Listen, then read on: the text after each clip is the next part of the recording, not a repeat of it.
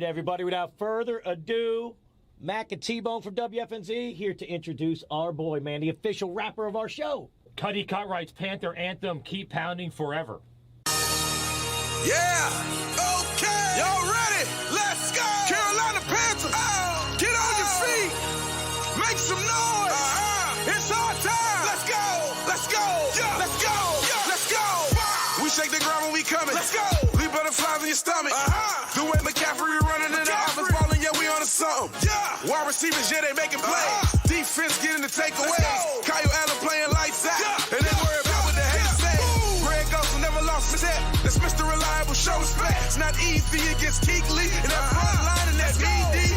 Cam Newton got a rest up. Ain't no INT, but when it's showtime, better be ready and dressed up. It's your moment and you cannot mess up. The motto we know is next man up. Every Panther fan, please stand up. If you believe, put your hands up. Before every game, play this anthem. Started off 0-2. Now we getting better. You see it? Shout out to Riverboat Rock Coach Rivera. And how you doing, David Tepper? Let's go. We gon' keep pounding forever. We gon' keep pounding forever. We gon' keep pounding forever. We gon' keep pounding forever. Let's go. Never stop. Never quit. Never stop. Never quit. Let's never stop. Never quit. We gon' keep pounding forever. Yeah. Let's go. And we gon' keep pounding. Oh, yeah. And we gon' keep pounding. Oh. This one right here for Shaq Thompson. Shaq, we praying for you, big dog. My condolences. Getting that big check. Panther Nation forever. Let's go. Let's go. What up, man? All right, here we go. Keep pounding. In a world where Carolina Panthers fans have an insatiable thirst for Panthers news and opinions, only one podcast roars ferociously. It's the C3 Panthers Podcast. What's the deal, Panther fans? The timer, the show has started. I gotta find the damn window and close it. All right, you heard it, folks. The show has started. The Panthers at Falcons post-game. The Panthers fall again, and really just a beaten fashion. This final score is 40-20, and there's really not a lot of good feelings and things to say after a loss like that and after a week of transition from our head coach. But we're moving into a realm now where these are post-games. Used to be post-game shows, but now they are therapy sessions. So I'd like to welcome in my first patient.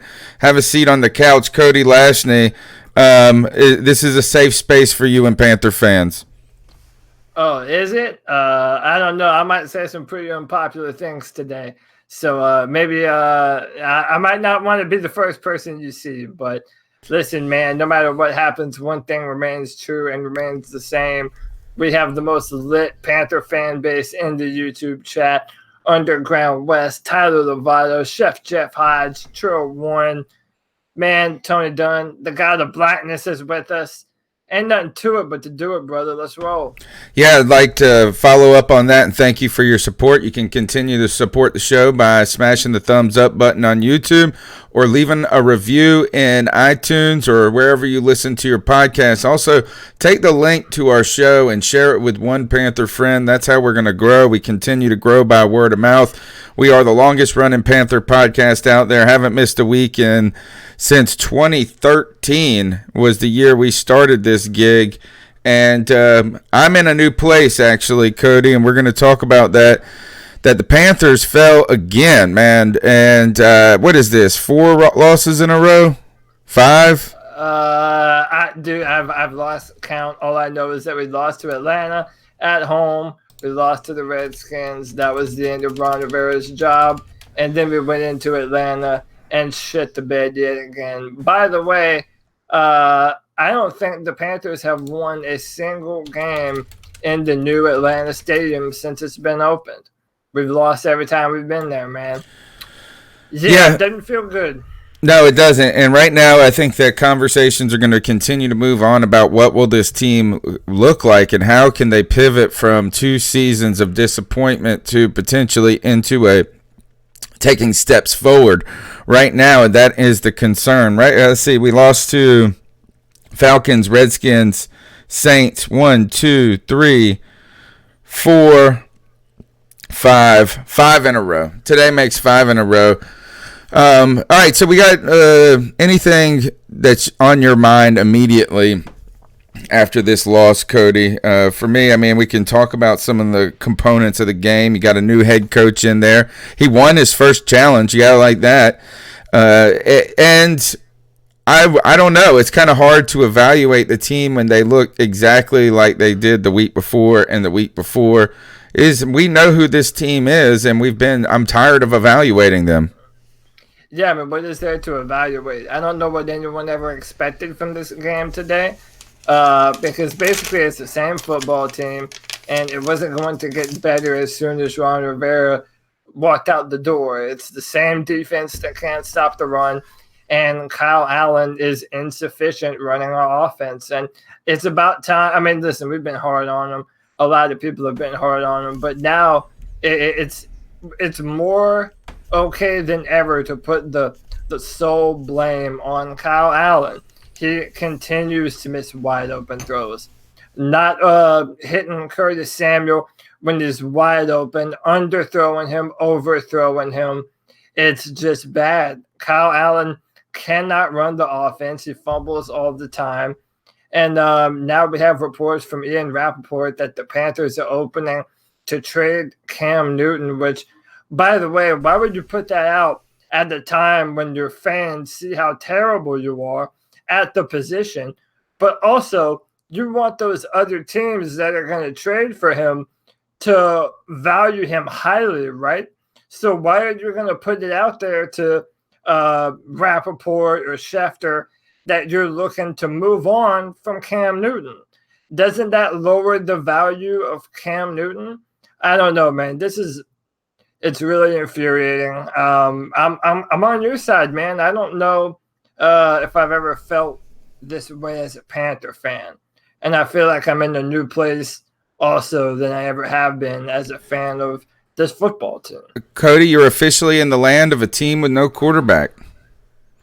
I mean, if the reports that the Panthers are willing and not only willing but interested in trading Cam are true, then we officially are. Like, if that is true, then we are in the land of a team with no quarterback, and that is a land that is unsettling, because what you know is that any win or any good performance that you have, whether it be a Christian McCaffrey run or a nice defensive play or showing, that it's meaningless when it can't culminate in the potential of winning something meaningful.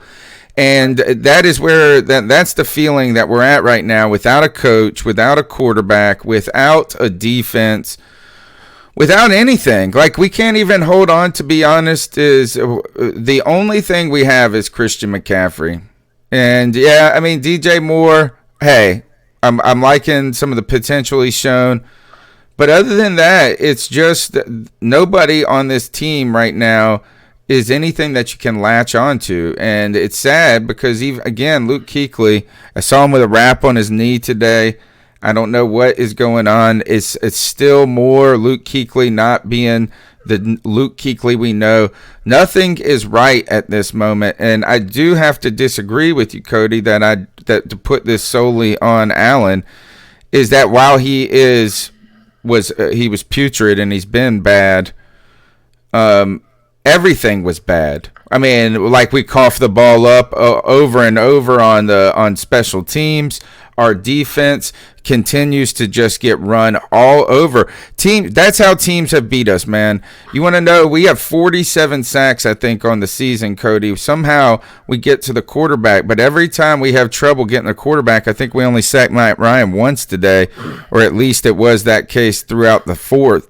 When I heard the stat on the radio, it's because these guys are running at us, and they're running at you, and you can't sack. You know what I mean? It's a mess. It's a mess. And look, Eric Reed is bad. Everybody's bad, dude. There's not one player that's good other than Christian McCaffrey. Well, and especially on our defensive front. I mean, all of our backfield and our linebackers are playing terrible because we're not generating any pressure from the line of scrimmage. There is no interior push. this defensive line is bad right now, man. We're bad on the offensive line and the defensive line. The reason why I want to pinpoint Kyle Allen is because there are plays to be had. There are receivers that are open. There are better decisions on the field that Kyle Allen is not taking. He's not making the right decisions, and that alleviates the pressure of having your defense always on the field when they can't stop a nosebleed. I mean, Kyle Allen is really playing bad football, and I think that, our offensive line doesn't help, but Kyle Allen is leaving plays wide open, and it's embarrassing. I don't know. I don't even know the mindset of why you would continue to double down on playing Allen. Perry Farrell today at the post-game press conference said they're going to continue to play Kyle Allen. I just don't know what that does for the team right now. I do not understand why they're so averse to playing their third-round pick, Will Grier.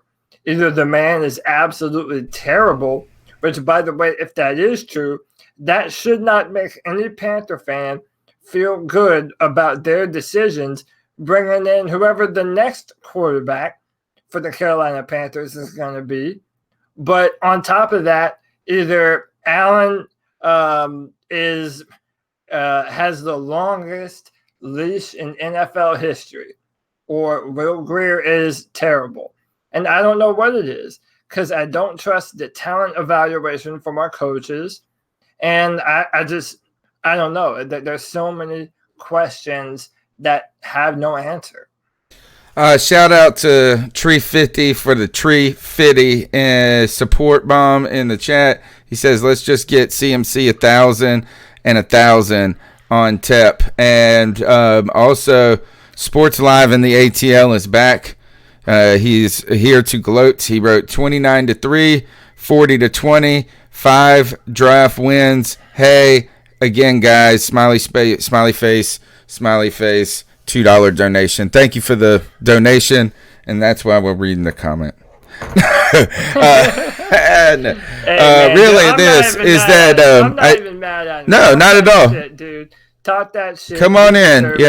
Yeah, this team is a fucking dumpster fire. It's obvious for everyone that's watching football, man. Yeah, and the real question to me, and this would be something for Sports Live in the ATL, is Atlanta as bad as their record, or did they just have the most awful of starts? And they're a team that you just can't figure them out week to week if they're going to be good or bad. And we make a lot of teams look really good.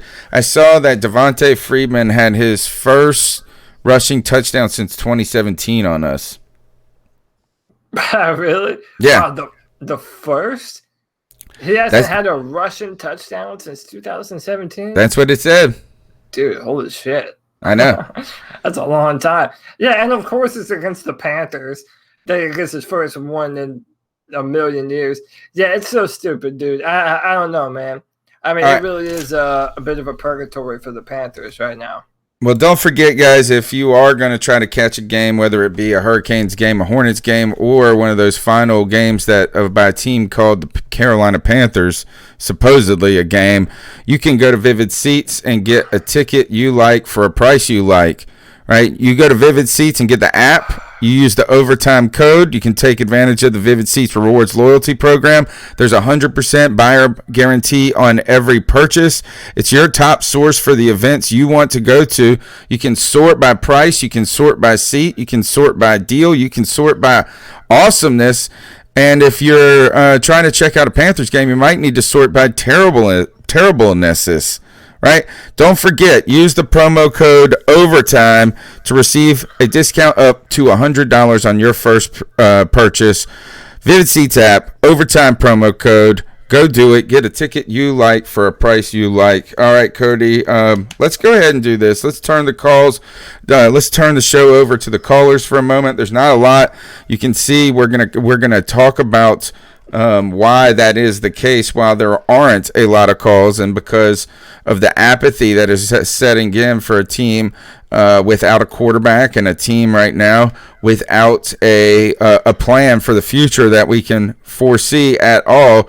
So that has settled into the calls line. Let's see what you guys got to say. The number's 252-228-5098. C3, what is going on, gentlemen? It is Theo from Asheville. What's up? Just feeling a lot more upbeat this week, and I think it's probably because, our season's over. We don't really have anything riding on this game, so I have no expectations. And, honestly, kind of feels good, as sad as that is.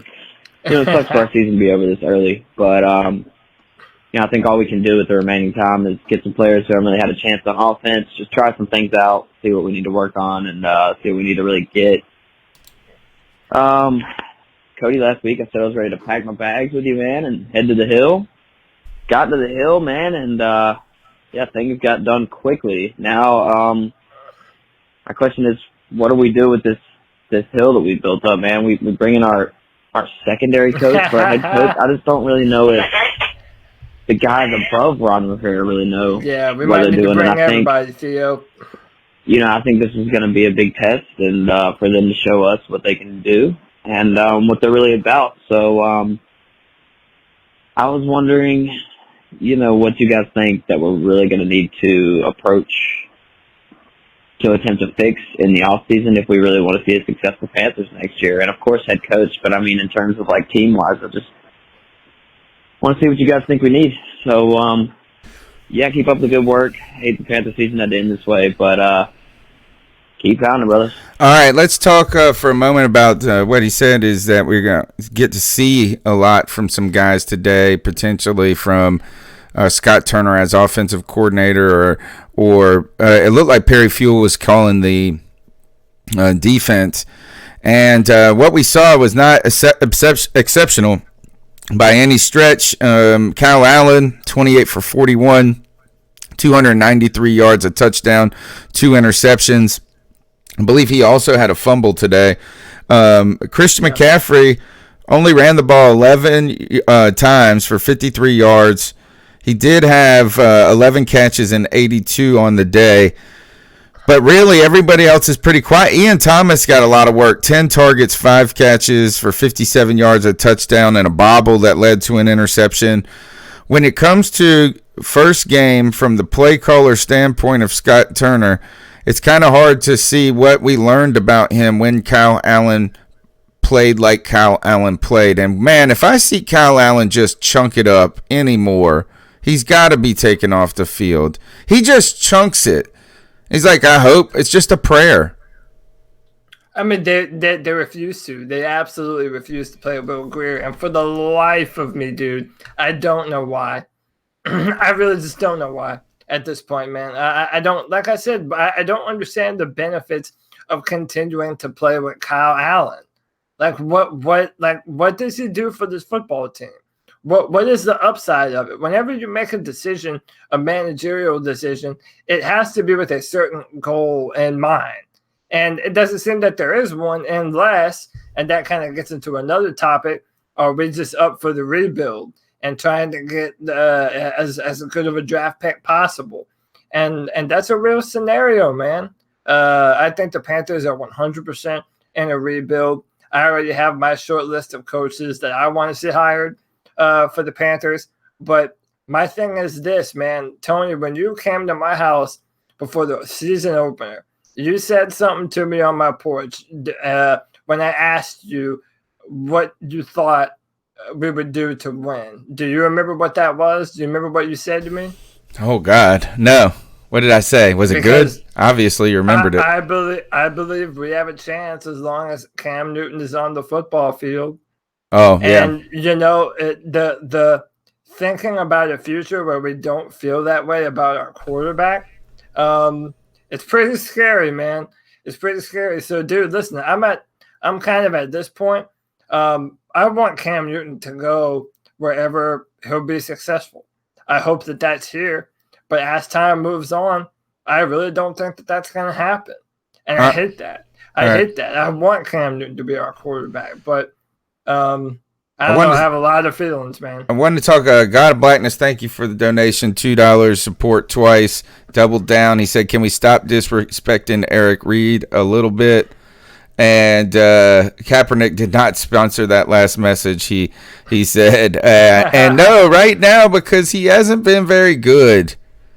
They said it on the broadcast. They said it on the broadcast today, and it was on the radio broadcast, I believe, and it was that he's a good run stuffer, but he's not been great in coverage. I would say he is not, but you know what? He's not the biggest problem that we got. You know, I mean, so I will say that he's not the biggest problem, but he has not been fantastic in coverage. But no one has, as you said. I do want to go back and talk a little bit about Scott Turner's performance. Did see some, you saw some more things that we expected, I think, Norv to do, which is moving Curtis Samuel around a lot, right? Using Ian Thomas in the passing game, trying to get it stretched a little bit more. And How about Ian Thomas playing football? Yeah. And they talked about him on the radio broadcast today. They talked about him as well as Jordan Gross was on, and Jordan Gross is so honest in his broadcast and his color analysis. You got to just turn him on if you're listening to the game, because he at one point, guys, they said they let it slide. Man, the Jets are at the Dolphins. And they were like, how would you like to be calling that game? And then one of them let something slide like, it ain't much different than this. Just another awful game. You're not getting the call very much. Thank you, Dave. Is it Hino? How would you pronounce that, Cody? Hino? Kino, Dave Kino, thank you for your $5. Dave Hino, blow it all up. It won't be It won't be a boring off season. Keep pounding. Thank you for the support. Again, you can support the show just by being a member of the conversation, calling in at 252-228-5098. Hino. All right, thank you, Dave Hino. Appreciate the $5, brother. High five to Hino. Let's go on to the next call, and we'll talk a little bit about a land with no quarterback and a land with no coach. What's up, guys? Kyle from VA. And another Sunday, another loss to the Falcons. Yeah. And this is really the only game I really cared about winning for the rest of the season. I could care less if we lose out. But I wanted to beat the Falcons because I'm so tired of losing to these shitty fucking Falcons. Yeah. Oh, boy. I don't even... This team is defeated. I mean, fuck. Just rest everybody. I mean, what are we playing for? The fucking commentators keep talking about playoffs. Get out of here with that. Get out of here. You got to see Greg Dortch and his fucking fumbling ass. 2 fumbles. I think the only really good thing I've seen today was the use of Ian Thomas. I know he dropped that one that was turned into a pick, but, I mean... It is nice to see Ian Thomas being utilized in the offense and showing that he can be on starting tight end and be reliable. I did like the little play action throw to Ian on the one for the touchdown. That's a change of pace. So Scott Turner did good with that, but all around, man, just every Sunday seems to be getting worse. This shit is just, I don't know. This is an honest call right here. Carolina Panthers team. I'm just ready for the off season. I'm glad we signed Shaq because we don't have anyone to back him up, and I don't know. I don't want to waste a draft pick on a linebacker. Not waste one, but I mean, Keegan and Shaq, they're good. I don't care what anyone says, but we have so many positions to fill. Dante fucking Jackson. I don't know what his problem is. This dude is just getting worse every damn week. Almost every time you see him, it's true, man. He's having to come back and make up ground. I mean, this dude's supposed to be one of the fastest guys in the NFL. How is he consistently getting beat? I just think he refuses to learn, man. Doesn't take criticism well. He's cocky.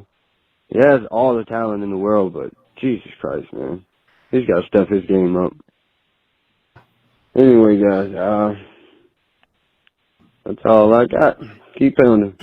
All right, thanks for the call. Thoughts on Dante Jackson? I saw someone in the chat room earlier had singled him out as well, and I think it was it Andrew? Hold on. Lee Andrew, I think, said something about that. The secondary we thought was pretty good at one point in the season, and just really the whole team has looked bad. So again, this is very difficult for me to evaluate, Cody. It's kind of hard to evaluate an offensive coordinator when he's first game and it's Kyle Allen, a trash line, and and is really just a disciple of his father in so many ways. Then you look at on the defensive side of the ball, it's just so bad, the defense. How can you evaluate if the coaching did better this week? Maybe next week will be a little bit more stable for this staff as they kind of get into the new order. But I think I agree with the caller, Cody, is that I am okay with signing Shaq Thompson right now. You got a kid, he's, one of your younger players who can play. And if you moved on from Shaq, it would just be another glaring hole that you would either have to go sign somebody who was really a part-time player that you're going to try to make into a full-time player, or you're going to end up having to draft somewhere in the first and second round a linebacker because you're getting thin at that. And we can even see Luke Kuechly he's only going to play so many years. Yeah, but and again though, so you're taking care of a need that you don't have to address in the draft, which was still, for depth, I would still take some linebackers at some point in time. But also, I maintain that Luke Kuechly and Shaq Thompson are not the real liabilities on this football team. Are they playing bad? Yeah, but are their defensive tackles doing them a lot of favors? Well, no, they're not. I imagine that they would be playing a lot better if they were getting more help on the defensive front. But yeah, I'm happy that we signed some talent. I know that Marty Herney had a bad habit of signing linebackers and running backs to a whole lot of money. So I'm hoping that I'm not seeing some of the same mistakes of the past being made. But yeah, you have to have players, man. If we're going to build this football team, you cannot have a hole at every position on the field. And as is apparent to everyone right now, dude, our football team is looking like a slice of Swiss cheese, man. Just holes everywhere, dude. So yeah, I'm not mad at the Shaq contract. We essentially had to have it. All right, let's go on to the next call. Hey, Kyle from VA again, and I just want to. Kyle Allen is still in the game. Amazingly, I don't know how what he has on this whole entire coaching staff apparently, but what the fuck, man? Why is Will Grier not in? Why? I need an answer as to why Will Grier's not in. He can't be worse than this. Kyle Allen fucking scrambling out the pocket trying to throw 40 yards on the run. You're not Cam Newton. Just chill. It's bad when the commentators are saying a good drive, a drive that ends with a kick. That's a good drive. You know it's bad when they're saying punting the damn ball is good. Terry Fuel is just doing. I understand it's first game since Ron, but he has the option of putting in Will Grier. And I'm pretty sure if they put in Will Grier and still lose by 40, we'll be happy with just seeing Will Grier in the damn game. You drafted him in the 3rd round. It's not like it was a 7th round pick, undrafted quarterback Kyle Allen, and you refused to play him. I mean, what in the hell? All right, let's talk about that. Why is the refusal there? I think there are there's got to be some reasons, right? And I don't think that it's just that Will Grier is terrible. Cody, I have my theory is one is that Kyle Allen did a lot for you this season. So to just kind of be like, well, you're the problem. They're worried that it sends a message that single players are the problem. I think that could be one of the concern. The other concern, which I think truly exists here, is that Perry Fuel and Scott Turner, they need to look as good as they possibly can in this little short window of an audition. And I think that they would believe that putting in Will Grier sets them up harder to accomplish what is already seemingly impossible, and that is looking good. So, yeah, and listen, I want to reiterate a point that I said, man. If we're moving on from Cam Newton and Kyle Allen, let's just say, right, and if Will Grier is bad enough that he cannot win the starting job, even with how bad Kyle Allen is playing right now, remember that Marty Herney had Will Grier ranked ahead of Kyler Murray in the draft, had him ranked ahead of Drew Lock, who had an incredible day for the Broncos today. It doesn't give me a lot of faith about this front office's ability to evaluate talent at the quarterback position. Now, I'm just going to come clean, man. I don't think that the Carolina Panthers are ever going to do right by Cam Newton. I think that where there's smoke, there's fire, and there's a reason why you're hearing reports that they'd be willing to trade him. And I think Cam Newton is more than likely happy to go to a place that would want to have him and build around him. With that said, man, dude, listen, I don't care if y'all think I'm selfish. I'm a Clemson fan. I know how good Trevor Lawrence is. If we're rebuilding, then shoot your shot at Trevor. But the problem with that is you have a whole nother season next year that you would have to also be bad in order to have a pick high enough to draft Trevor Lawrence. So, I mean, what is Tua Tagovailoa the answer? There's a lot of injury concerns there. So there is no answer to any of this right now. And I think that's what's so frustrating about it from a fan perspective, that there is no yes, no, maybe. It's all up in the air, and there is no certainty around the Panthers at this time. God of Blackness says Tep don't want the retreads. Grier, who Tepper picked, he believes he'll let Kyle run the tank job, giving us a better stance in the draft. So, like, shielding Will Grier from this mess is the Carolina Panthers. Is I think what he's suggesting there is. I don't really know how to respond, Cody, when you say some of those things, because one is, can Trevor Lawrence not come out still? Could he? Yeah, no. Even after this year, he's not available. It's a whole nother year. How old is he? Is he only like 12? He's undefeated. He's never lost a single game in college football, and he's the defending national champions quarterback. But why is it he can't come out? You have to play 3? You have to play for 3 years. He was a freshman last year, sophomore this year. He'll be eligible after his junior season in 2021. Well, if we don't have Cam Newton next year, the good news is that you can confidently say we'll be in the race for Trevor Lawrence. Yeah. And I'm telling you, I'm not just saying this because I'm a fan. Everyone knows I am a Clemson fan, but I'm talking about from a talent evaluation standpoint, Trevor Lawrence is everything that you would ever want in a quarterback. So, but man, that's so far away that there's no guarantee that we're even close to that. But I don't know. Kyle Allen might be the answer, though. But you would have to stand a whole nother season of Kyle Allen sucking all the time in order. There's no way if Kyle Allen cannot be our quarterback next year. I agree. He just can't be. That's just not right. You can't do that to us. Yeah. I'll be pissed. Be pissed as shit. Yeah. All right. Next call. Yo, C3. Theo from Asheville again. I know I said I had no expectations earlier, but I have some I drama still have no after this, Tony. expectations. But my lord, what I'm seeing is I'm glad I didn't set any expectations.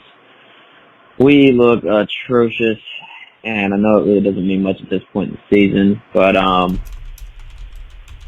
just that thought right there that this game doesn't really mean much. Why have we still yet to see Will Grier?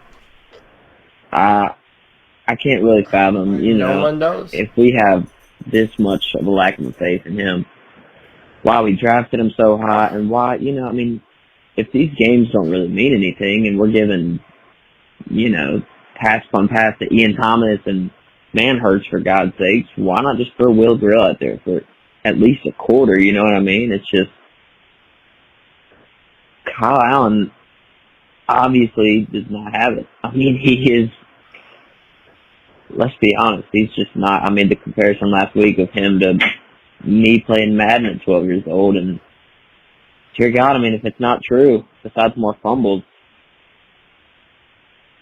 I mean, God, it's just, what I really want to see from this Panthers this offseason is just the ruthlessness, just to drop all the dead weight that we have, and not to have this whole sentimental thought of like, well, he did have that one game. I mean, players need to go, they need to move them on, and I want to see this front office act like a front office who either A, wants to rebuild the right way, or B, considering we just gave Shaq Thompson this ginormous deal, I'm not really understanding how that's going to be part of the rebuild process when we're giving him this much money. But, I mean, he's still young, so I just want to see a clear plan going forward from the Panthers. I don't want to see, like, well, maybe we'll go for the playoffs, or halfway through the season, we'll just go ahead and, give up on this one. So, I really don't understand making the secondary coach our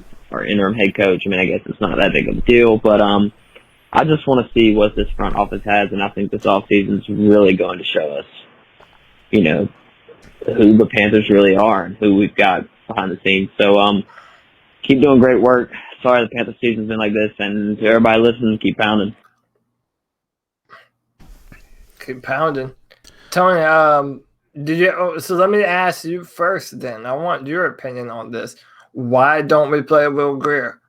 I mean, what is it? Do you think he just sucks, or do our coaches just hate him, or what's Tony Dunn's opinion on why we haven't seen the 100th pick in the draft? Yeah, I think it is, for me, it is that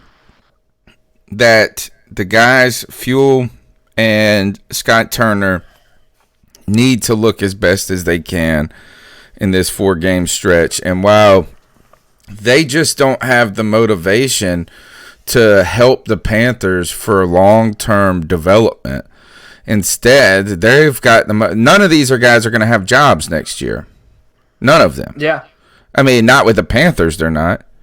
And so unless Fuel thinks, that he could somehow go from interim to head coach, which I just don't believe that anybody thinks that's the realistic plan of what the Panthers want to do. I don't think that that's our solution for trying to get through and out of this mess. So I think that the idea is that Kyle Allen is the most ready for this moment, while Will Grier is a sort of such an unknown that will look bad potentially in it. But that might change after today. After today, now you got to start thinking that people start asking those questions out loud too much. And then if they don't try to evaluate Will Grier or at least find some sort of positive step forward in the last 2 games, that's also a referendum on them. So you might see it change now today because Kyle Allen, had Kyle Allen played okay today, then I think he probably continues to be. But you might actually just witness this week the ascension of Will Grier. And if it's not, if you don't, then you got to start asking, what is Tepper and what is Hurney saying?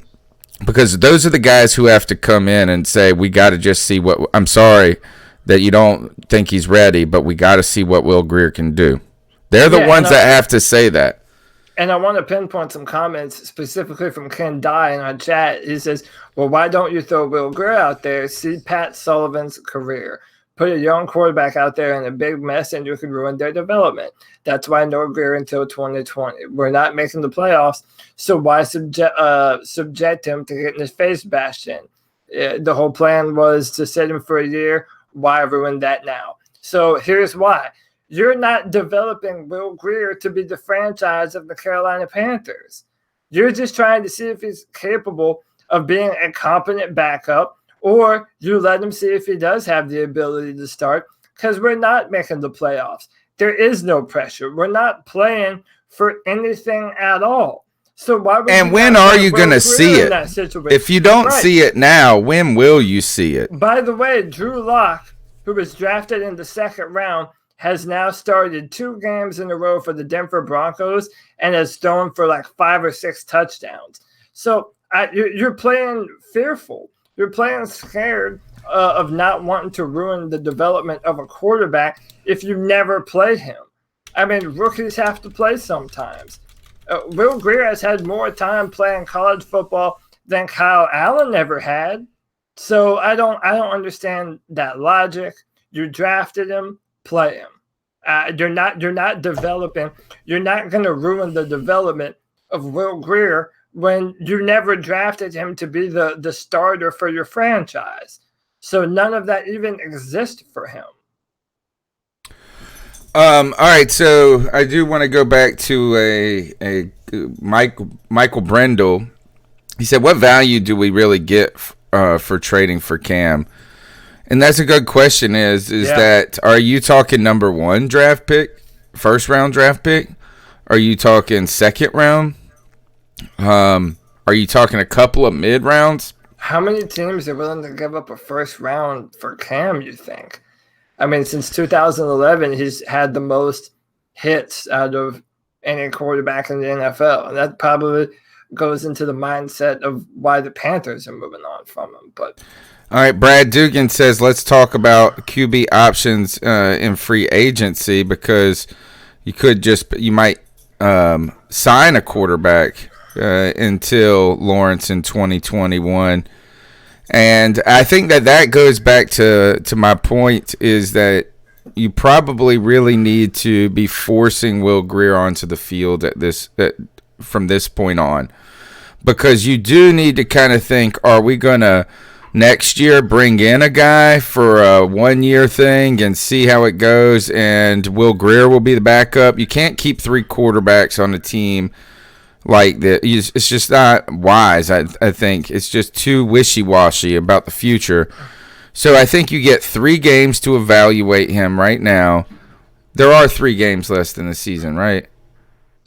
Yeah, we have Seattle, Indy, Seattle, and the Saints. So you get 3 games to evaluate to see if, hey, maybe he could be the stopgap, maybe he could be our backup. But when it comes to free agents, I don't know. It's going to be a weird list. Is that theoretically Drew Brees could be a free agent? He's about to crush the Saints cap, and they would have to renegotiate his deal. Dak Prescott's going to be a free agent. Phillip Rivers is going to be a free agent. And that's about, let me see who else, if I see any other quarterbacks on the list of top 25. Jameis Winston. Your head would pop if we signed Phillip Rivers. Oh yeah, dude, I would. That would be as bad as if I don't know what would be worse, having him or Josh or Allen next year. And I know, folks, before you go giving me shit about that, it's a personal thing with me and Rivers, not that I think he was worse than Kyle Allen. Jacoby Brissett also. I don't know. And how have you thought? I just haven't even thought about these ideas, and I should have, because it's all the evidence has been there. I just never saw the Panthers going out and getting a quarterback in free agency and trying to wing it. Well, no, before this year, we thought Cam Newton was going to have a comeback player of the year type season. And we had every right to think that, you never know when it comes to the health of a football player, especially one that's been hit as much as Cam Newton. But why are we giving up on Cam for next year? Well, I'm not, but dude, listen. But the tweet, the tweet that has sent us on this. I've been wondering why all of a sudden we took us a turn to where Cam Newton can't be a Carolina Panther, and it's the tweet that has unsettled us. Yeah, there's a lot. Ian Rappaport, Schefter, they're all talking about Panthers being open to a trade, which, again, is the dumbest shit imaginable because you're saying, hey, we want to move on from that guy. So if I know that you have Cam Newton and you're trying to move on from him, why am I going to offer you a first-round pick? Hey, you want to move on from him anyway. I'll give you a third and stay put. And if you want to get rid of him that bad, then you'll take my third-round pick. It's the dumbest shit imaginable in my mind. But I tend to believe that where there's smoke, there's a fire. So if you're continuing to hear this from people that report on news for a living, there's probably some truth to it. And like I said earlier, man, if we're not going to do right by Cam Newton and build a competent football team around him, then I want him to go where they're going to do that for him. The problem is when we're talking about, tank for Trevor Lawrence. And I saw some names. Brother Herbert was in the chat, said Teddy Bridgewater.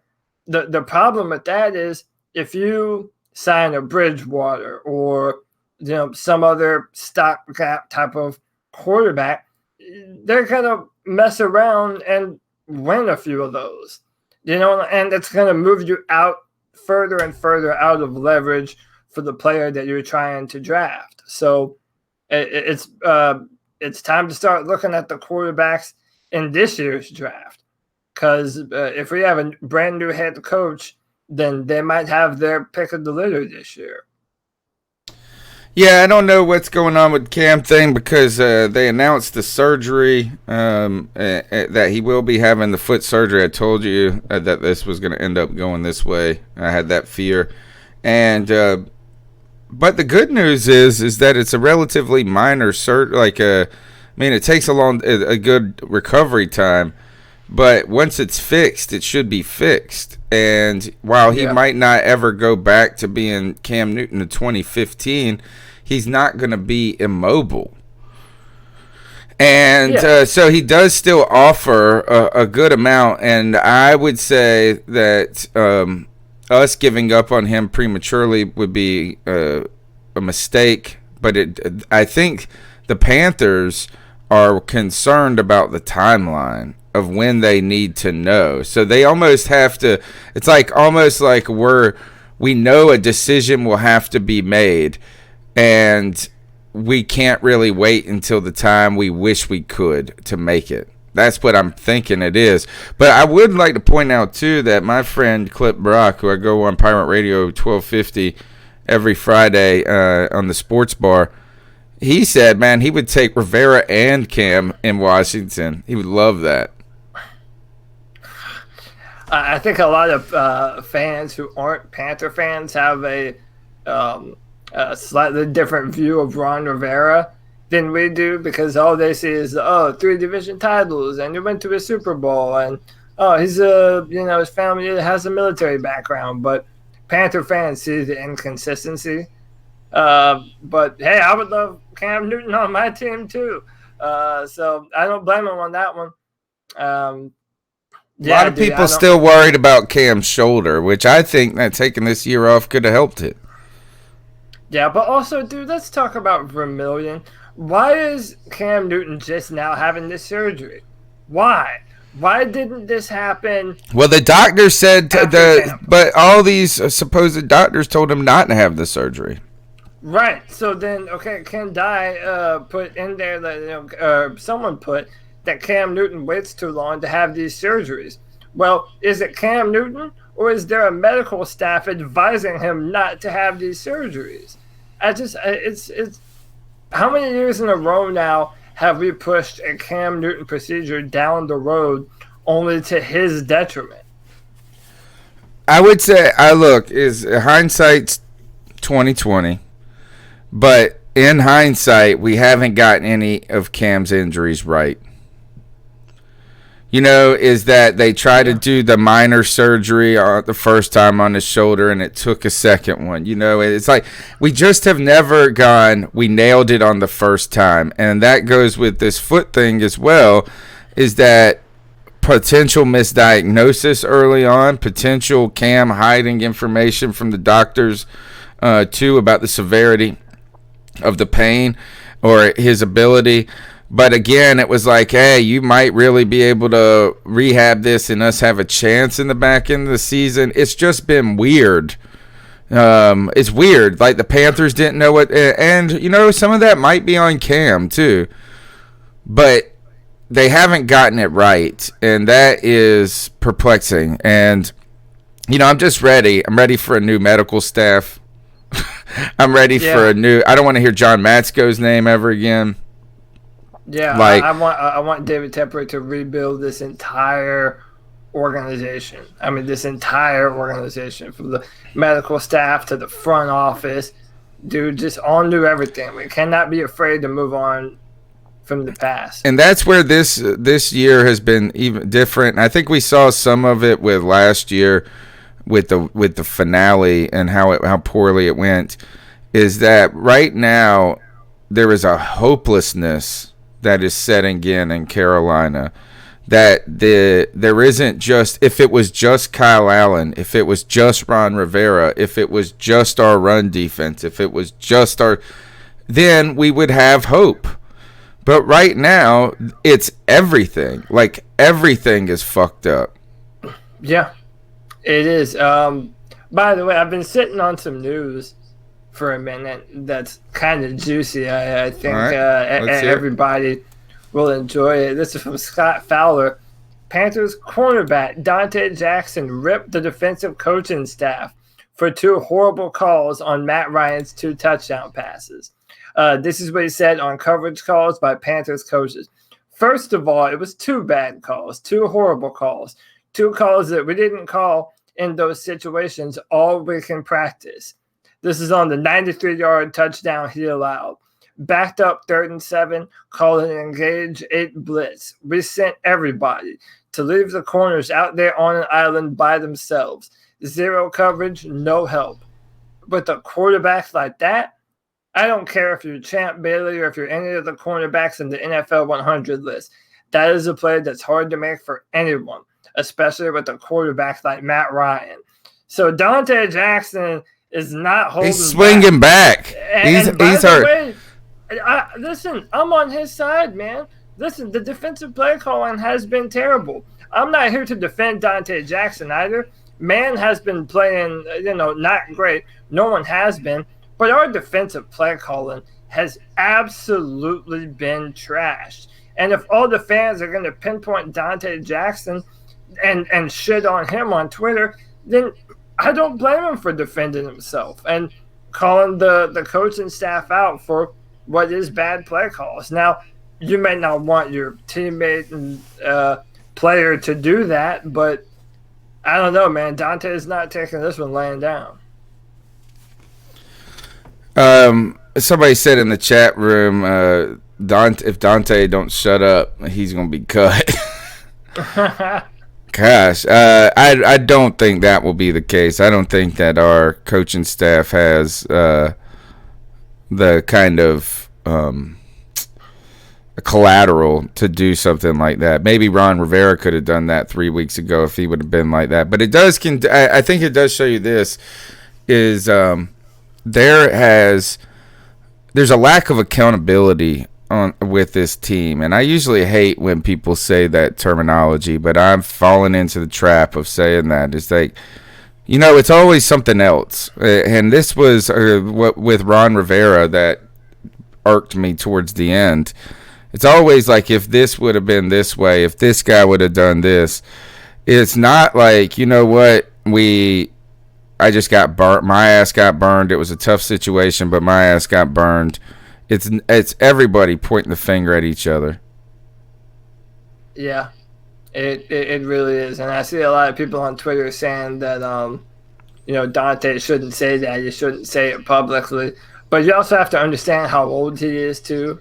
He's a guy that's young, and he's in his 20s, and he's going to have fans, like we have and like we are, talking about Dante Jackson missing coverages and he's trash and he can't cover anyone. I understand why a young guy would want to defend himself, especially if you feel that your coaches have been leaving you out to dry. But what he has just done is he criticized the coach who was his defensive backs coach. Yeah. So, you know what I'm saying? That right there is that he already has, after one game, undermined any credibility that Fuel had in that case, because they, if anybody should have each other's backs, it should be the secondary with Fuel, because they've been in the room with him all year.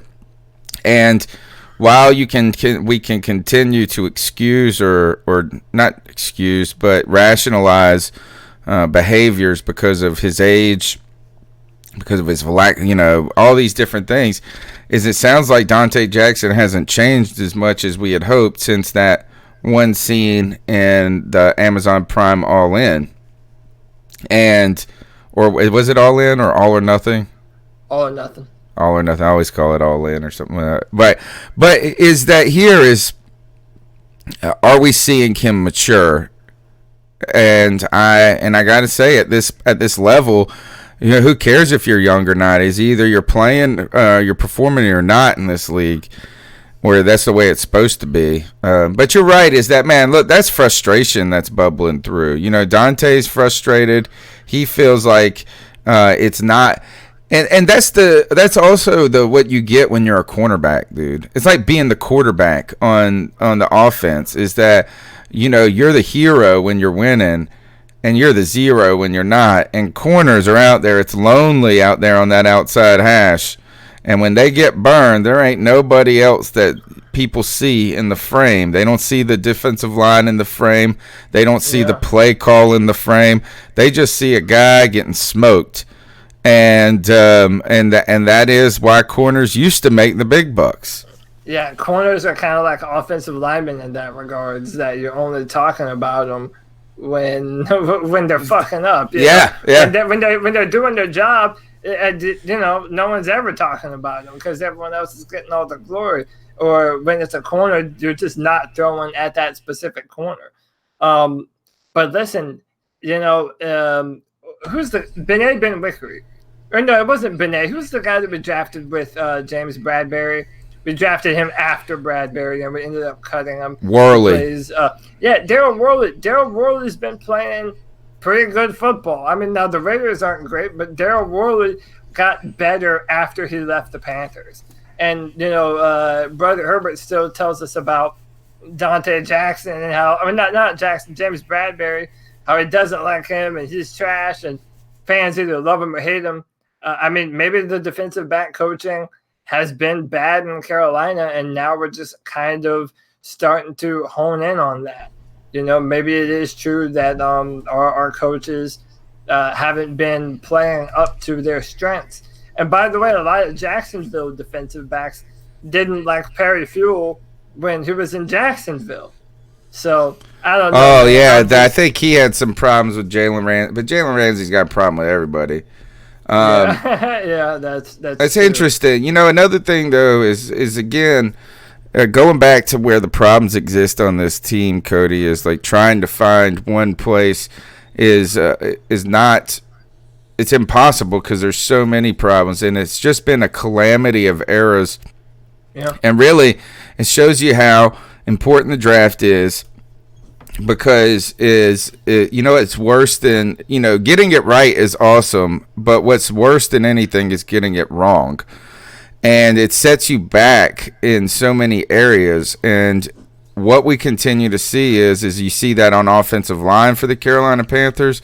But those misses at wide receiver and cornerback have added up over time and created deficiencies in other areas because you're unable to address them as faster or as tactically as you want to. So you go back and you bring up a name like Daryl Worley. We forget that year. That was the year. Well, we don't forget, but if you put it back in context, that's the year we revoked the Josh Norman franchise tag at the last second, and we backed ourselves into a corner. Dave Gettleman went against his motto, which is you use free agency to set up the draft. You don't want to be pigeonholed when you're in the draft into picking something, and we picked 3 successive corners in that draft, from James Bradbury to Darrell Williams to Zach Sanchez.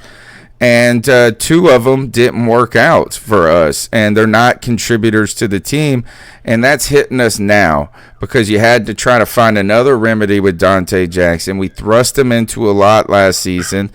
And you know what, is that we're just kind of reaping what we sowed years ago.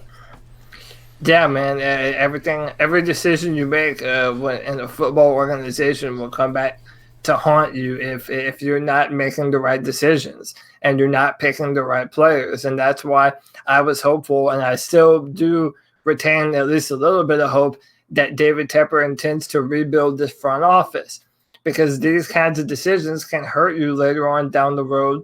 Like now, I do want to say we learned 2 things about David Tepper today. One of them we kind of already knew. He likes ketchup. Yes, dude, what the hell is that? On a steak, no less? Is that what it was? Yes. He was putting ketchup on a steak. Oh, God. Oh, dude, that does not make me feel good about his decision-making abilities right there. I'm going to be honest with you, man. And then there's a video at 11 minutes of the 4th quarter. David Tepper checks his phone, hits the off button, and then slams his phone down on the table. It's actually kind of funny, man. He must not have known the camera was on him. But yeah, I hope it hurts him just as much, if not more, than everyone else. You're never, ever going to build this football team better unless you start just absolutely cutting the wheat from the chaff on this football team. It's going to be a lot of rebuilding to do over the course of this offseason. All right, let's go on to, we got a couple more calls. The number is 252-228-5098. Be a part of the show. Smash the thumbs up button. Share the show with a friend. Let's see what you guys got to say. Hey there, fellas. It's CK. Sorry I couldn't be there, but figured I'd at least put my 2 cents in with this. What's up, CK? I think we all expected that this was going to be a loss.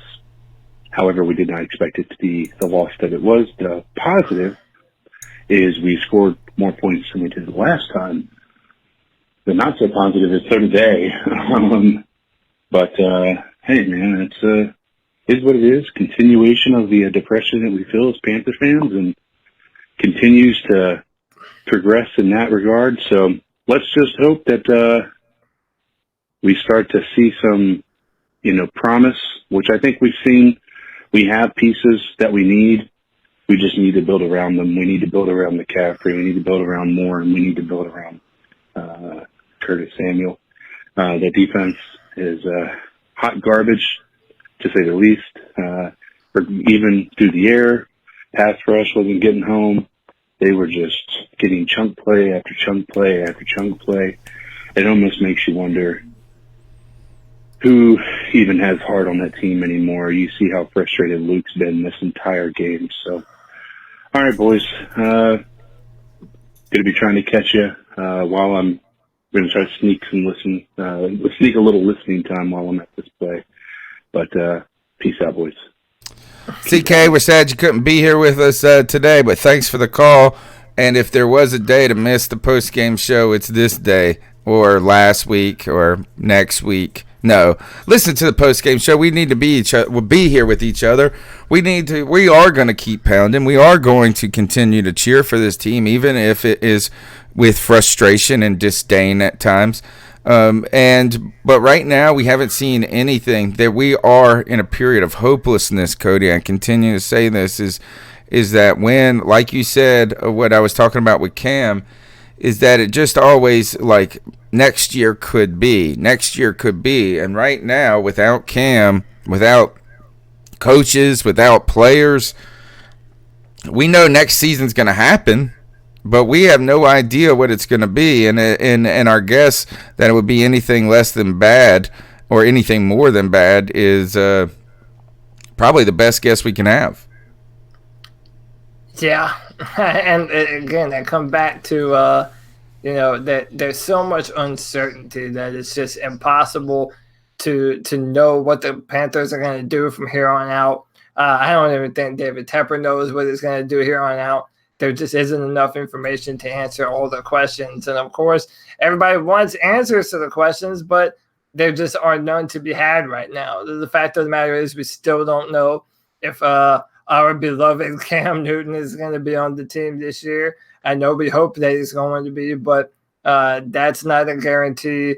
There's so much uncertainty right now. You have players throwing coaches under the bus.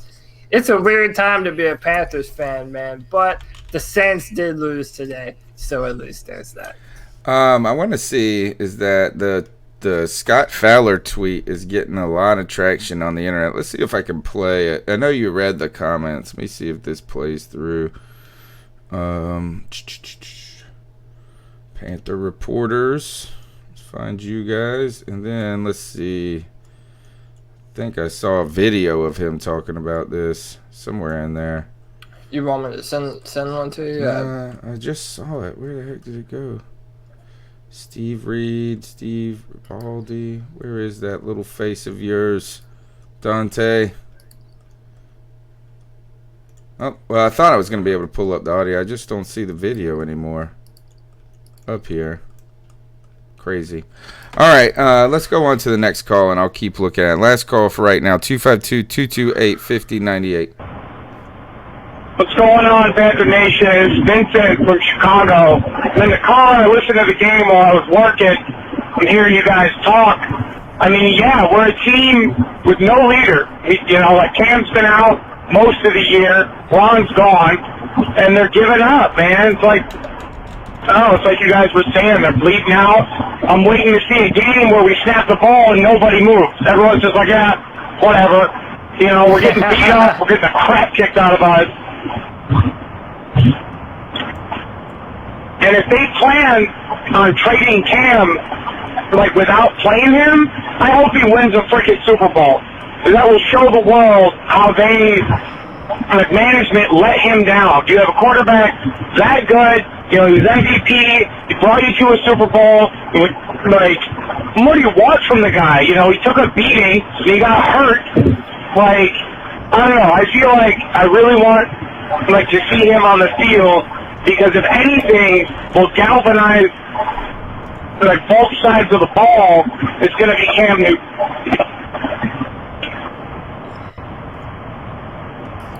All right. Yeah, it sounds like broke up here. I think I found the video. Let's see if we can hear this.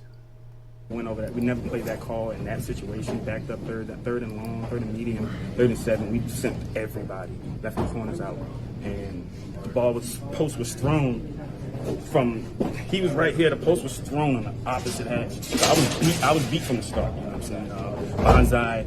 There was a 0 blitz, and just a bad call, man.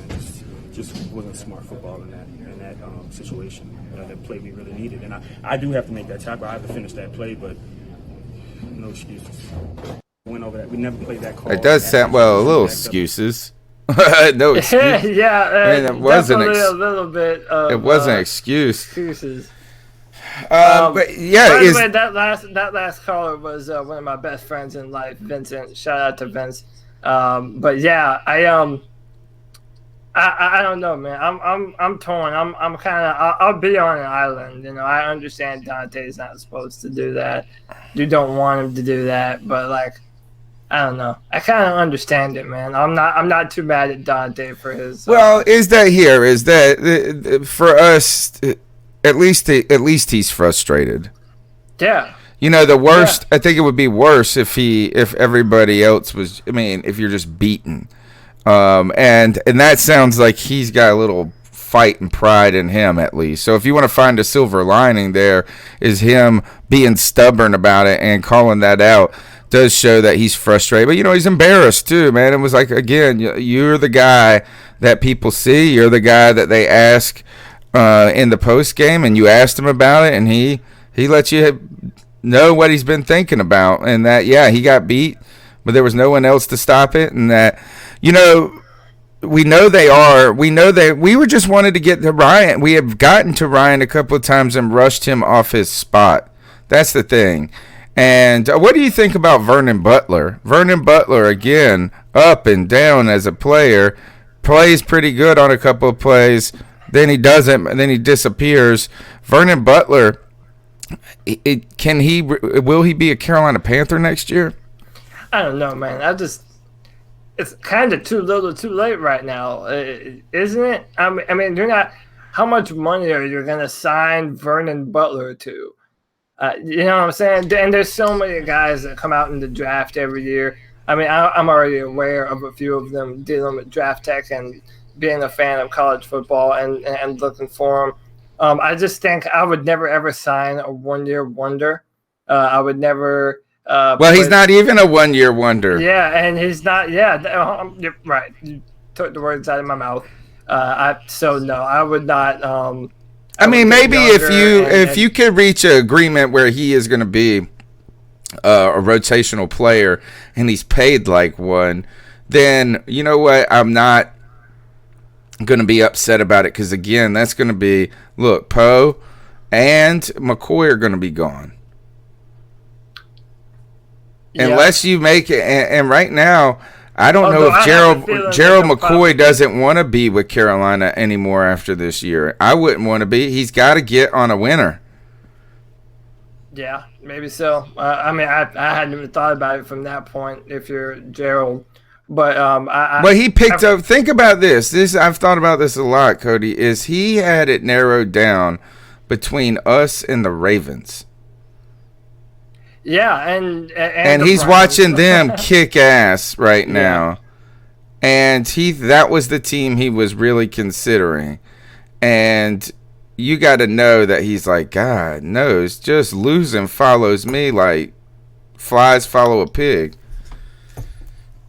But it's also, how was he supposed to know that Cam Newton was going to have another injury in the third preseason game that would derail him for the season, man? It's, hindsight is 2020. I know, but you can't, but you gotta be like, man, I wish I would have done things different. I mean, and what I'm just saying is that I don't see Gerald McCoy knocking down the door to be a Carolina Panther next year.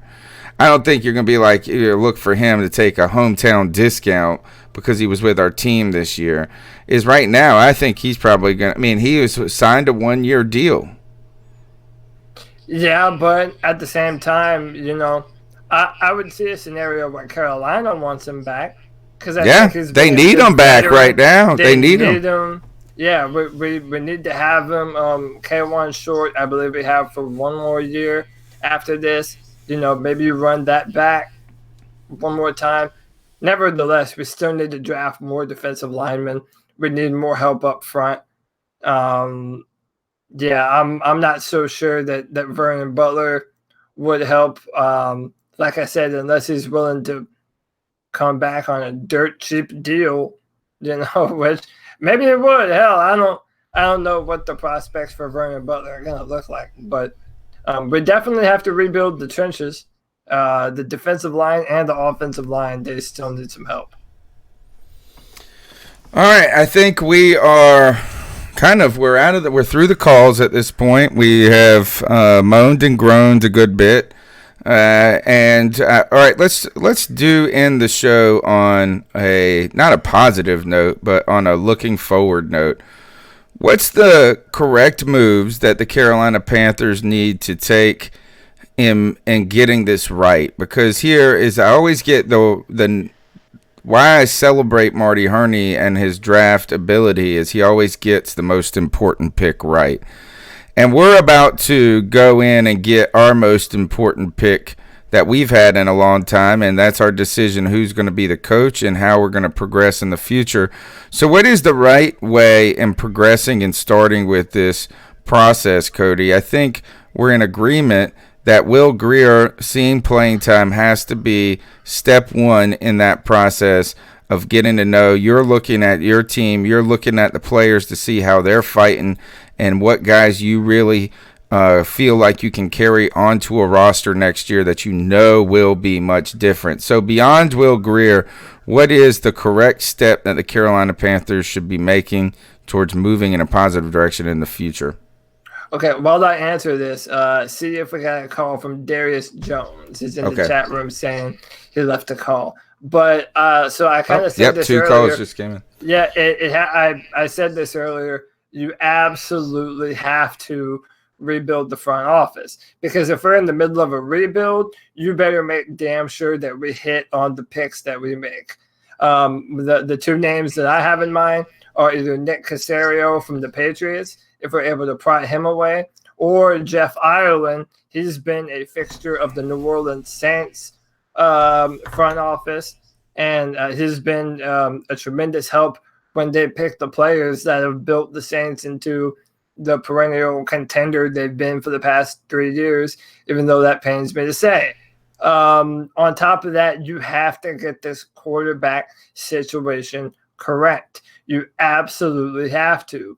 You have to know if it's Cam Newton, or and if it's not, you have to already be making headway into a plan to get that kind of quarterback onto the team. Then after that, I really just think the answer is in the offensive and defensive line. Continue to sink valuable picks in free agency and in the draft, in the trenches, build up protection for our quarterback, whoever that will be. And we need to figure out this 4-3-3-4 conundrum that we seem to have. Are we going to be a run-stopping team or a pass-rushing team?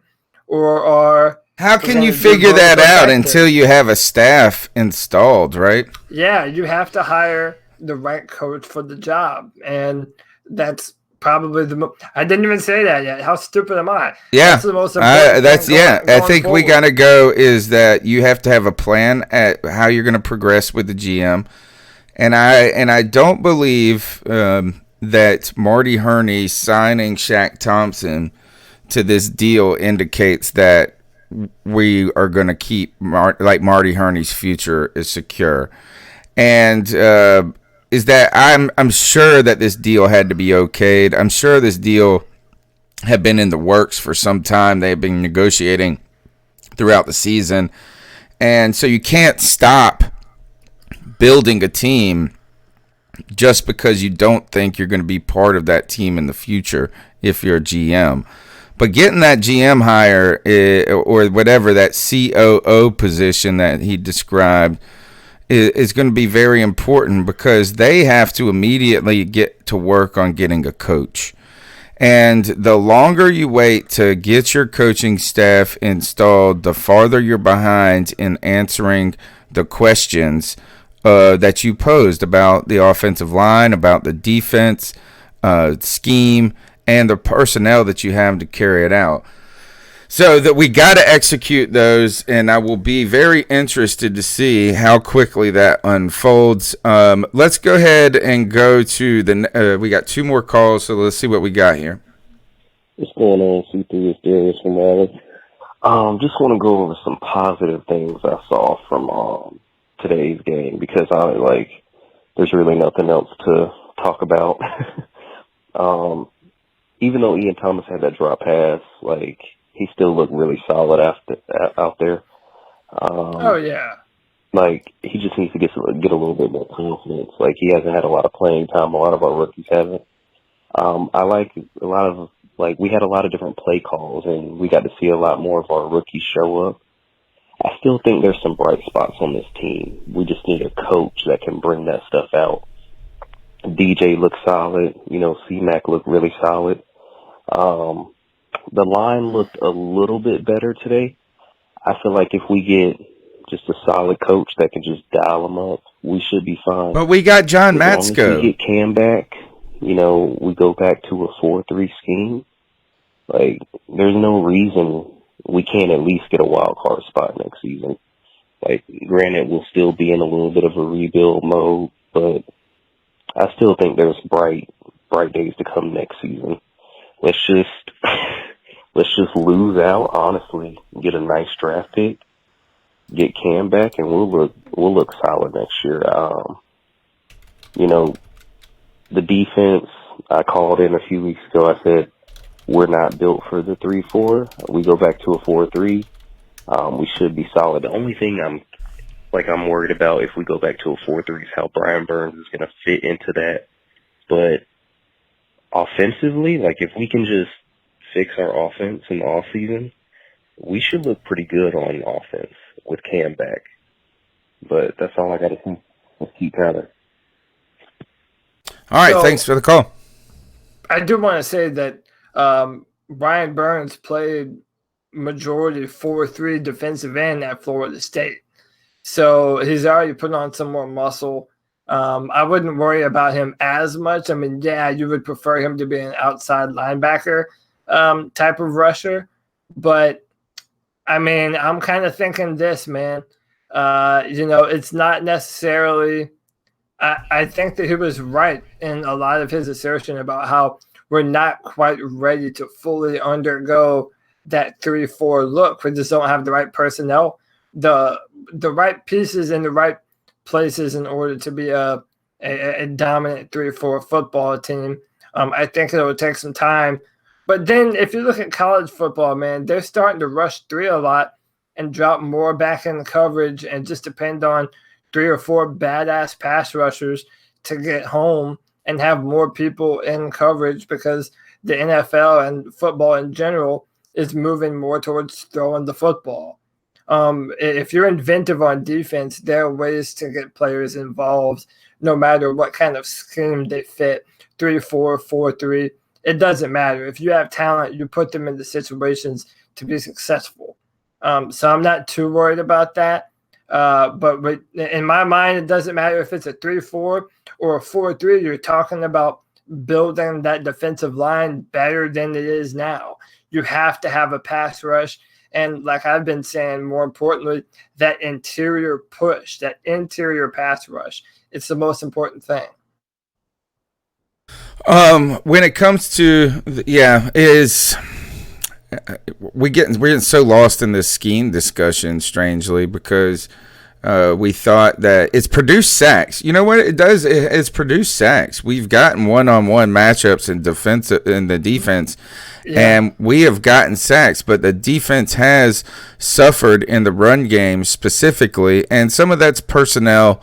We don't know, and we just don't know what the solution is. I do think you can find a place for Brian Burns, even if you go to a 4-3. You're just going to have to continue to coach him into, he's like Dante Jackson. He gets those hungry eyes, man. Those guilt, and he bites a little bit. But that's also look. Defensive ends always take a decent amount of time to acclimate to the NFL. They can get sacks. It's like a running back in some ways, that they can run the ball through the holes because they're fast, and that's the same. Look, there's a gap, go. It's picking up pressures. It's the smaller things that you don't notice until you do notice them. That is problematic. And I've always said that defensive end takes a lot of adjustment time for these young players. And so he's shown enough right now to not think that he couldn't acclimate in some way, form, or fashion. Let's go on to the next call, though. Fellas, what's up? This is Big Mike calling from the borough. What's up, Mike? I just wanted to say, listen, I know everything looks nasty right now. I think a couple of things that we know. Listen, Christian McCaffrey's great, but you can't build your offense around him. We're going to have to get a mobile quarterback. The top teams in the league that we're seeing right now, the top 4 or 5 teams have mobile quarterbacks. That's where everything is going. It's time to draft Cam Newton's replacement. Keep Cam for an extra year. I think Tepper's tanking us on purpose. I think he blew up the continuity of the coaches on purpose so that we could get a good draft pick.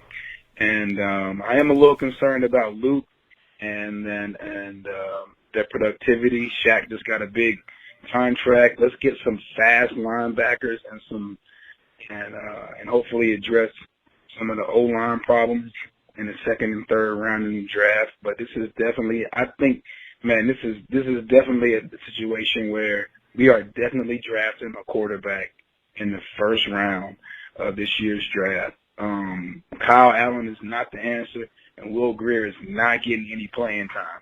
That tells me that we're holding out to try to draft Cam's replacement and maybe sitting behind Cam for one more year, or use Cam as bait to trade up to get him. I know it's early to be talking about the draft, but the moves that I'm seeing being made are telling me that's what we're doing. So either way, keep pounding. Let's go with it. Peace. I want to go. All right, respond to the call because I want to talk about your man crush, Lincoln Riley. Yeah, I mean, so I've come to that point as well, I think, man. Like, I know what I want selfishly, but I'm just thinking, man, if we're gonna draft a quarterback this year, man, you have to have the right one. And he's talking about mobile quarterbacks, and there's a few of them that fit the bill.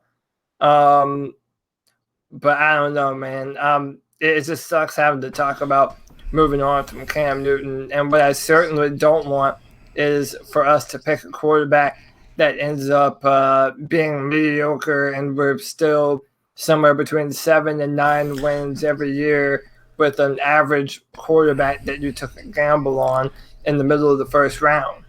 I tell you is that I've had this sneaky suspicion in the past when a team drafted like a defensive tackle or an offensive lineman in the top 5, and they really needed to draft a quarterback at that point, that they're very well aware that getting that pick wrong is about the worst thing that can happen to your franchise because of how long it takes to figure out it's wrong.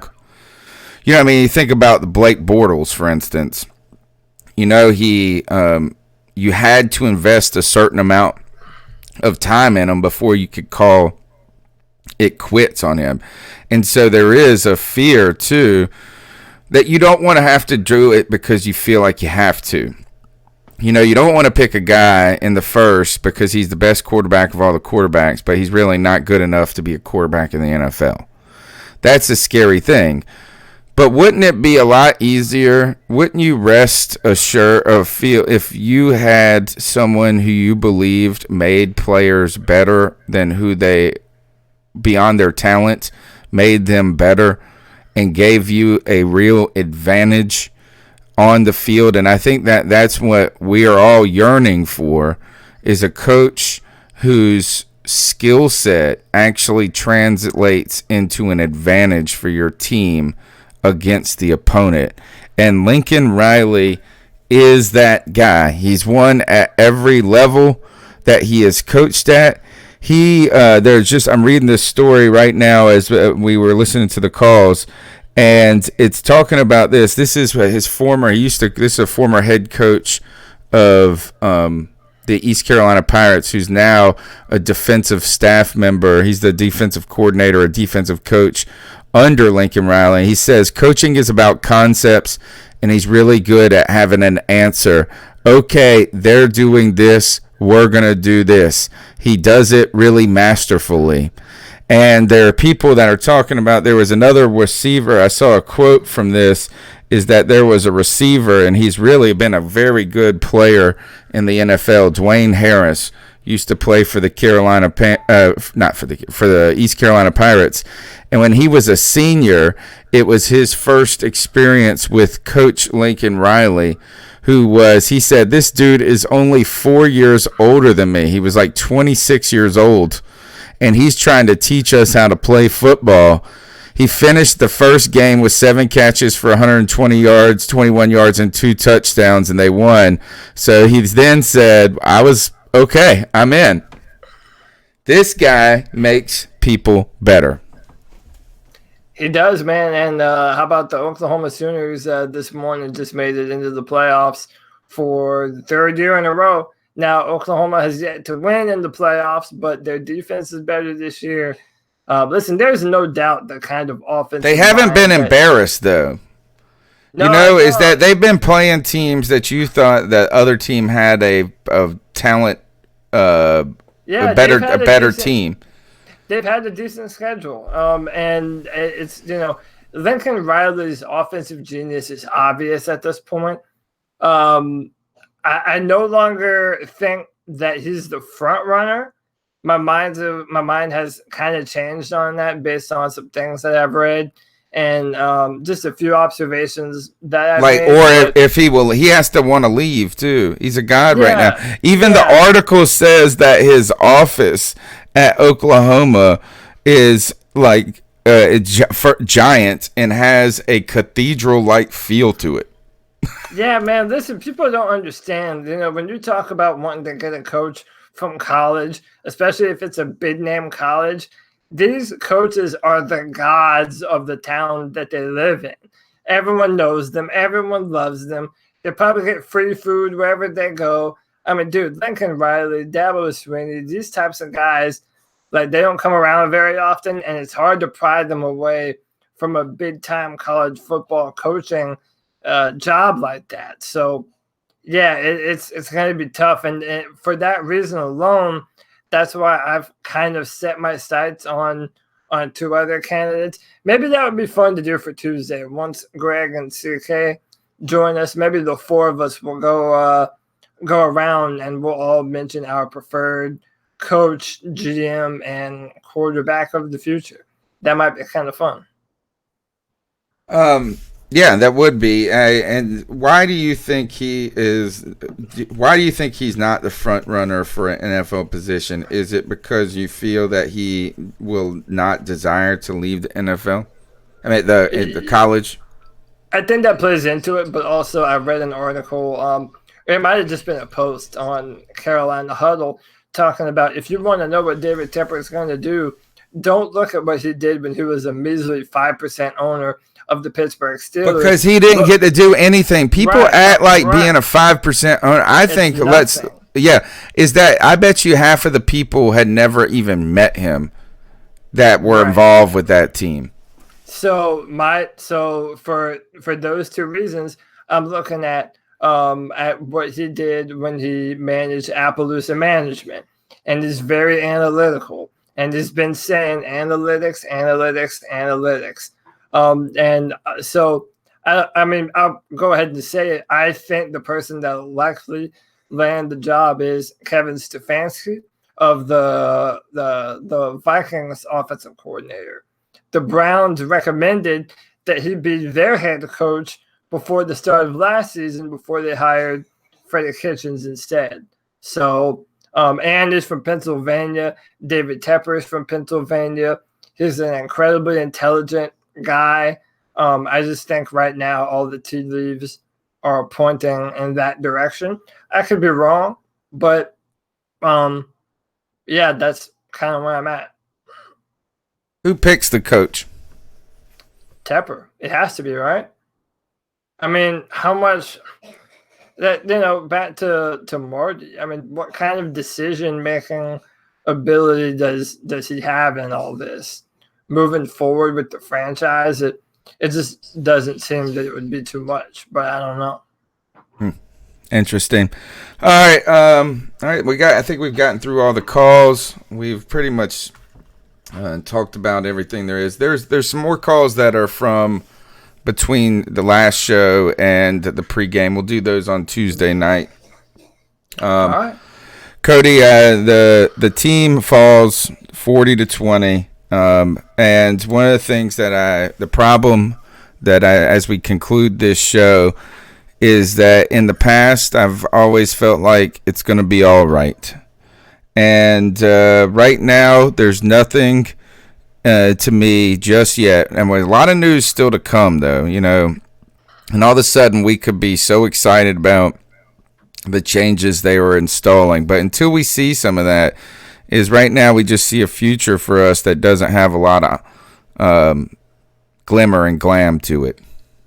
Yeah, it makes it worse that there's so much uncertainty. It's not even that we know it's going to suck or we know it's going to be awesome. It's that we really just don't know what's going to happen, man. So many loose ends. yeah, we're in Panthers purgatory right now, but that's what this podcast is for, man. We're here to be here for these people, and we'll keep on doing it, won't we, Tony? Yeah, we are. I mean, and even if we got to watch that damn kicker catch a fumble recovery, and celebrate like he won the damn Super Bowl, if we got to do that, we'll be here on Tuesday nights. Yeah. My name's Tony Dunn. It's the C3 Panthers post-game show. I'd like to thank everybody again for their support. For the people who donated to the show, thank you. We're going to roll it right back into the podcast, as well as just the people that are here hanging out with us.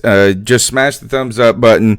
Tell a friend about the show. Help us grow as a podcast, because you know what? We're going to need to lean on each other a lot in the coming months until we start getting – well, here. Ooh, I found the good news, Cody. I found the good news. Please, let me have it. The good news is for the last 10 years, we've always said that the teams that win the draft and the win free agency, that doesn't win you a Super Bowl in February, and that we're just steady the way mentality. Well, guess what, folks? You're about to have an exciting off season, right? Is like if we have been lacking for news and excitement at this point, we have joined the teams that make a lot of noise in the off season. Whether that results in good or bad, I don't know, but we'll have a lot to talk about. And you might as well just enjoy it, man. You can spend your entire off season fretting, worrying about the Carolina Panthers. It's gonna be whatever it is, man. You might as well just enjoy the ride. If it's without Cam Newton, thank him for his time. Remember the good old times. If it's with Cam Newton, we're gonna put all of our energy and attention behind number one, the quarterback that we know and love, and we're gonna cheer for these Panthers, man. Let's just let's hope that David Tepper really does know what he's doing. But today he did put ketchup on a stick, so I don't know. We'll see what happens. Yeah, ketchup on a steak is not it's like you just join the ranks of Devin Funchess a little bit, with salad being your favorite food. Cody, how can they get after you on Twitter? At CODYLAC. Hit me up, man. Nothing's off limits. Everything from football to politics to dirty jokes that you'd be ashamed to tell your mother. It's all go. All right. Everything. You can find me on Twitter at @cat_chronicles, and you can find us here live at 9 p.m. Tuesday night as we can continue to count down to the end of this damn season. So that now let the countdown to us versus Seattle begin, and that's going to be a harsh countdown. I already got to figure out, damn, I got to go to this game. I'll see you guys on Tuesday, man. Keep pounding. Keep pounding, boys.